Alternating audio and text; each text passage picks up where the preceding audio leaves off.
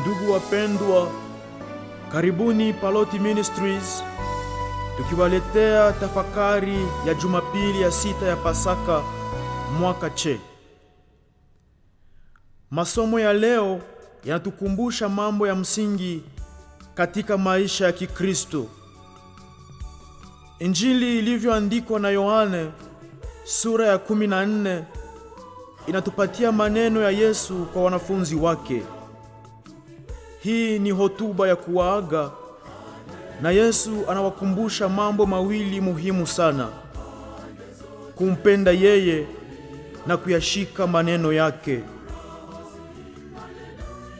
Matokeo ya kumpenda Yesu ni kuingia katika ushirika na Utatu Mtakatifu.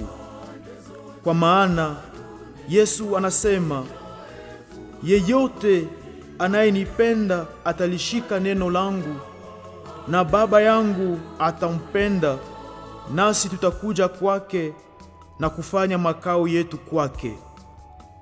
Na anaendelea kusema, msaidizi, yaani Roho Mtakatifu, ambaye Baba atamtuma kwa jina langu, atawafundisha yote na kuwakumbusha yote niliyowaambia. Hapa tunaelewa wazi kuwa Roho Mtakatifu ni zawadi kwa wale wanaompenda Yesu na wanaoshikamana na neno lake la uzima. Baada ya kupaa kwa Yesu mbinguni, tunaona ahadi ya Roho Mtakatifu ikitimia. Hii inaleta moto wa upendo na kuondoa hofu kwa wanafunzi. Hii pia ndiyo kazi ya msingi ya Roho Mtakatifu, kuletea amani na mshikamano. Hata leo katika ishara mbalimbali, amani huwakilishwa na njiwa. Na katika mapokeo ya kanisa, njiwa ni ishara ya Roho Mtakatifu.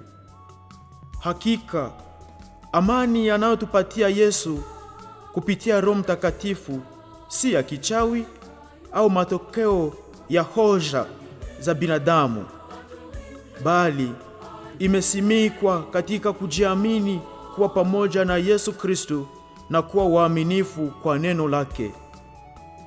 Na neno lake ni lipi? Neno lake ni neno la upendo. Anasema katika Yohane sura ya 13, na wapeni amri mpya, pendaneni. Kama vile nilivyowapenda ninyi, nanyi mnapaswa kupendana. Hivi ndivyo ulimwengu utajua kuwa ninyi ni wanafunzi wangu, kama mkiwa na upendo kati yenu. Yesu anatufikisha kwenye tafsiri mpya ya sheria ya Mungu.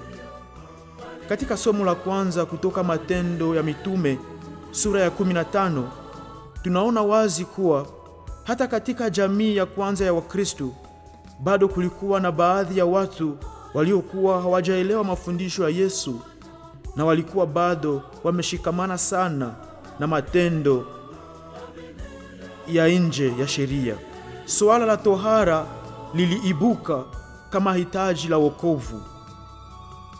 Hii ilisababisha mgawanyiko katika jamii hiyo ya waamini. Swala hili liliwalazimu mitume na wazee wa kanisa kukutana ili kulitafutia suluhisho. Hii inatufundisha kuwa kama Wakristo tunapaswa kuhakikisha kwamba maadili ya Kikristo hayazami katika maadili ya kitamaduni. Ni katika kukumbatia ujumbe wa Injili tu ndipo kanisa linaweza unganika ulimwenguni na kufunguliwa kwa watu wote.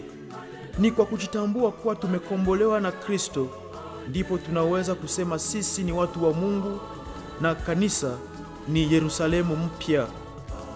Leo hii sisi ni wajenzi na pia raia wa Yerusalemu hii mpya.